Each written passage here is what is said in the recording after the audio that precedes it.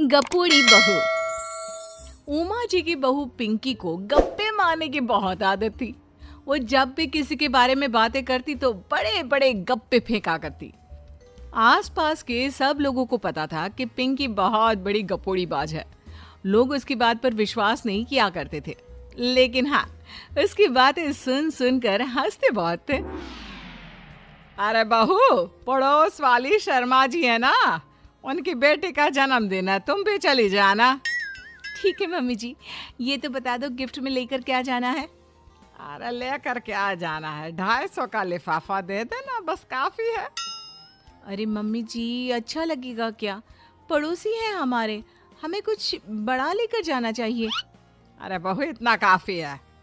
जानती हैं आप, मेरे मायके में जब पड़ोस में किसी की बर्थडे होती थी ना, तो मम्मी कुछ ना कुछ गोल्ड का ही देकर भेजती थी। पड़ोसी के बर्थडे में सोना? कैसी बातें करती हो। और नहीं तो क्या, आपकी तरह थोड़ी ना लिफाफा पकड़ा दिया। पिंकी शर्मा जी की बेटी के जन्मदिन में चली जाती है।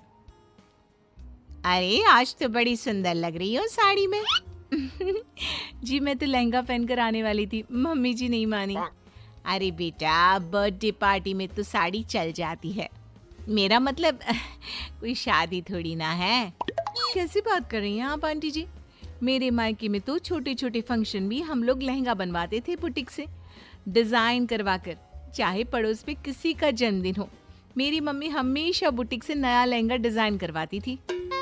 मैंने तो ऐसा कहीं नहीं देखा, ये तो तुमने आज बड़े कमाल की बात बताई। अरे जाने दीजिए, कोई बात नहीं। और बताइए, आपकी बेटी नजर नहीं आ रही? अरे भाभी, मैं यहाँ हूँ, ये देखिए मेरा ड्रेस कैसा लग रहा है। ठीक ही है, मतलब बर्थडे के हिसाब से थोड़ा हल्का है ना। अरे भाभी, इतना सुंदर गाउन पहना है मैंने। मैं ना शादी से पहले अपने बर्थडे पर हमेशा जरी वाला लहंगा पहना करती थी, यही मैं तुम्हारी मम्मी को भी बता रही थी। उसके बाद केक काटने का प्रोग्राम शुरू होता है। सब लोग इकट्ठे हो जाते हैं। शर्मा जी की बेटी का केक देखकर पिंकी से रहा नहीं जाता। उसके अंदर का गपोड़ी बाज बाहर निकल कर आ जाता है। अरे इतना छोटा सा केक! अरे बेटा, मेहमानों के हिसाब से ही है, जितने लोग इतना बड़ा केक। आंटी जी, कम से कम 4 या 5 मंजिल वाला केक तो बनाना चाहिए था। आपकी बेटी का बर्थडे रोज रोज थोड़ी ना आता है। मेरे बर्थडे पर हमेशा पापा 4 केक बनवाते थे, सारे केक 4-4 मंजिल के होते थे। वहां पर सारे लोग उमा जी के मोहल्ले के ही थे और वो पिंकी के गप्पे मारने की आदत से अच्छी तरह वाकिफ थे, इसलिए सब लोग उसकी बात सुनकर हंसने लगे, लेकिन किसी ने पिंकी से कुछ नहीं कहा।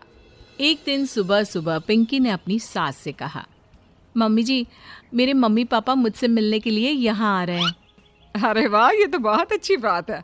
उनके आने की तैयारी करो, अच्छा अच्छा खाना बनाओ। वैसे कब तक आएंगे? मम्मी जी फ्लाइट से आ रहे हैं, कल शाम को 4 बजे की फ्लाइट है। फ्लाइट? लेकिन बेटा, तेरा मायका तो यहाँ से 2 घंटे की दूरी पर है। तेरे मम्मी पापा फ्लाइट से कब से आने लगे? अरे मम्मी जी, आपको पता नहीं है, मेरे मम्मी पापा ना आधे घंटे की दूरी के लिए भी फ्लाइट का टिकट बुक करवाती है। अरे गप्पे थोड़े कम मारा करो बहू, कोई फ्लाइट से तब आएगा ना जब यहाँ पर एयरपोर्ट होगा। तुम्हारी मम्मी क्या उड़कर आएगी घर में? अरे हाँ मम्मी जी, मैं तो भूल ही गई थी। वो क्या ना, मेरे मम्मी पापा हमेशा फ्लाइट से ही ट्रैवल करते हैं, तो मेरे दिमाग से ही निकल गया था। अगले दिन पिंकी के मम्मी और पापा पिंकी से मिलने के लिए उसके घर आते हैं। आइए आइए जी, आपका बहुत बहुत स्वागत है। और समदन जी, हमारी बेटी की कोई शिकायत तो नहीं ना? ठीक से संभाल लिया है ना आपका घर? अरे मेरी बहू बहुत समझदार है, घर का काम बहुत अच्छे तरीके से करती है। बस थोड़ा ज्यादा बोलने की आदत है उसे, आपको परेशान करती होगी ना? बात तो आपकी सही है, उसकी थोड़ा ज्यादा नहीं बहुत ज्यादा बोलने की आदत है। लेकिन कोई बात नहीं, आपकी बेटी दिल की बहुत अच्छी है, बस थोड़ा बोलती ही तो ज्यादा है। पिंकी बेटा, इधर आओ, देखो तुम्हारे मम्मी पापा आए हैं, तुमने इनके लिए खाना तो बना लिया ना? वो क्या है ना मम्मी जी, आपसे एक बात कहनी थी। हाँ हाँ बोलो बहू, क्या बात है, डरने की कोई जरूरत नहीं। वो मम्मी जी, मैंने सोचा मम्मी पापा आए हैं तो खाना बाहर से मंगवा लेती हूँ। अरे कोई बात नहीं बेटा, वैसे भी तुम किचन में काम करने लग जाती तो अपने मम्मी पापा से बात कब करती। बहुत अच्छा किया। अब तुम अपने मम्मी पापा के साथ बैठकर आराम से बात करो, मैं अंदर जाती हूँ। शाम का वक्त जैसे ही दरवाजे की घंटी बजी, 3-4 लोग हाथों में खाने की बहुत सारे पैकेट लेकर उमा जी के घर पहुंच गए।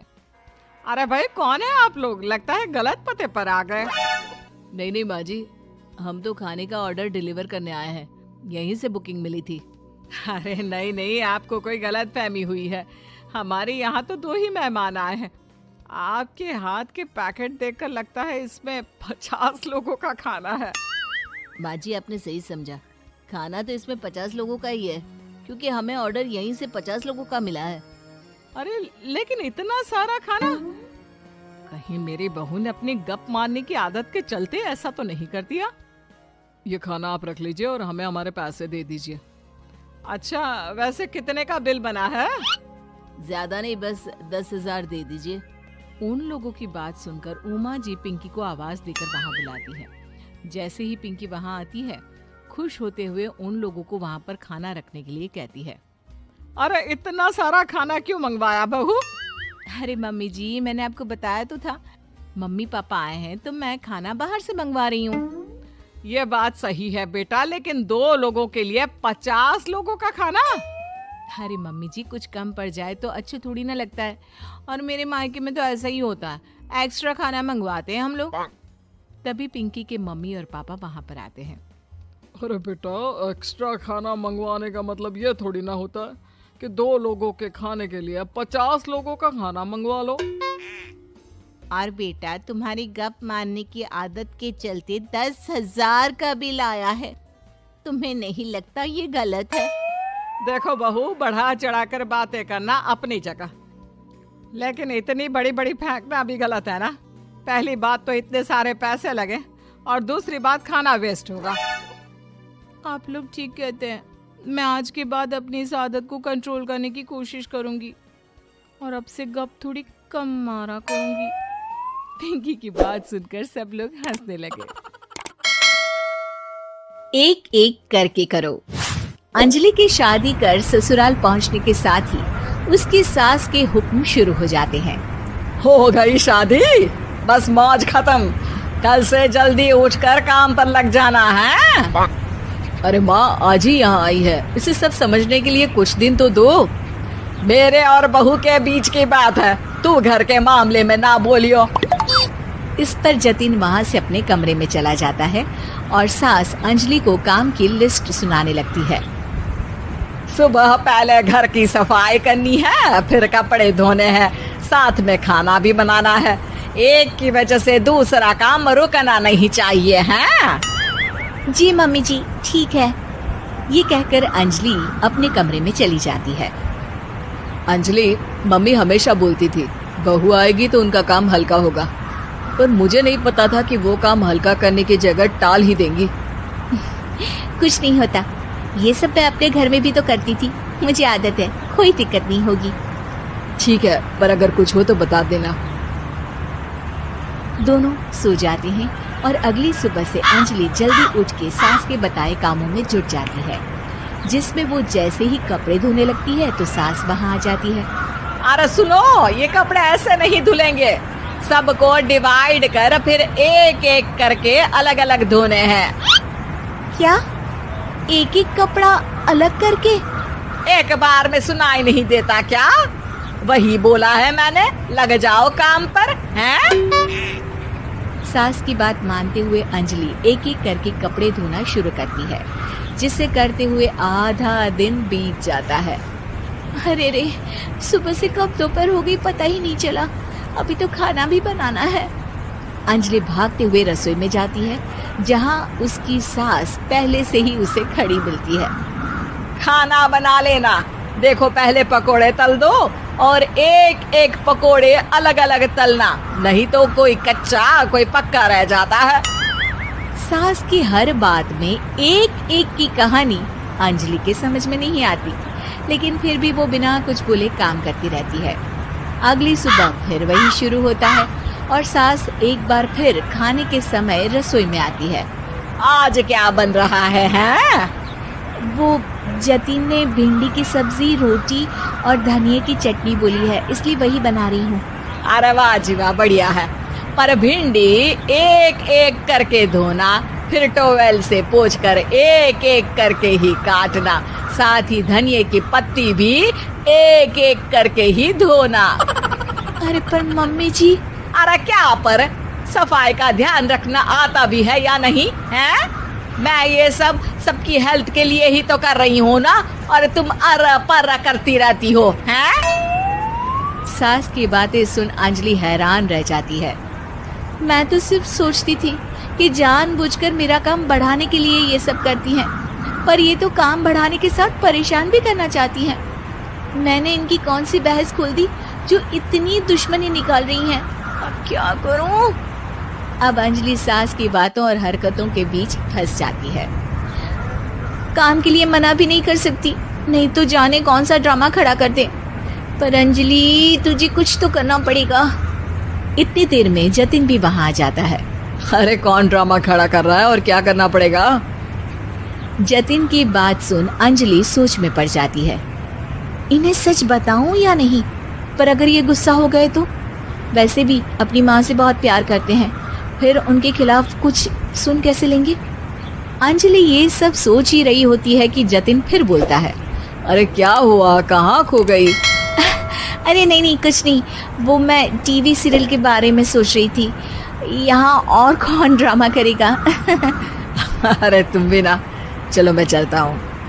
इसके बाद कुछ दिनों तक अंजलि सास को सबक सिखाने के लिए अलग अलग प्लान सोचती रहती है, पर उसे सास के एक एक करके काम करवाने की आदत बंद करने का कोई तोड़ नहीं मिलता। अगर ऐसे ही चलता रहा तो कहीं मैं एक दिन अपने सिर के बालों को भी एक एक करके सुलझना ना शुरू कर दूं। पगली हो गई है क्या? अकेले में क्या बड़बड़ किए जा रही हो? वैसे आज खाने में क्या है? आलू की सब्जी।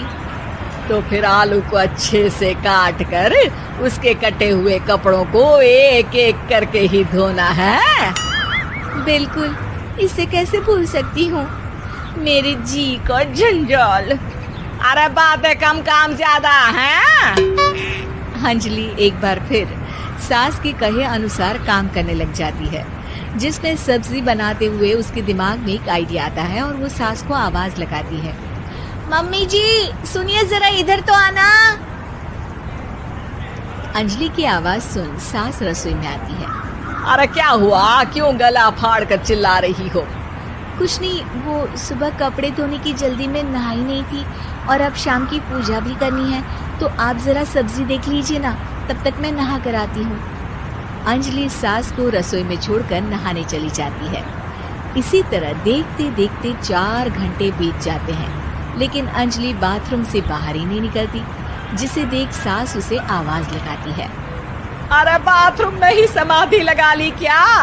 यहाँ सब्जी बनकर ठंडी भी हो गई और अभी तक तेरा नहाना खत्म नहीं हुआ। मम्मी जी जैसे आप कहती हैं ना, मैं वैसे ही एक एक करके अपने बाल शैम्पू कर रही हूँ। तो अभी 3 घंटे और लगेंगे, तब तक काम और जतिन को खाना सर्व करना आप संभाल लेना। इस तरह अपने नहले पर बहू का दहला देख सास शॉक्ड रह जाती है, जिसके बाद से घर में एक एक करके करने का आलाप बंद हो जाता है।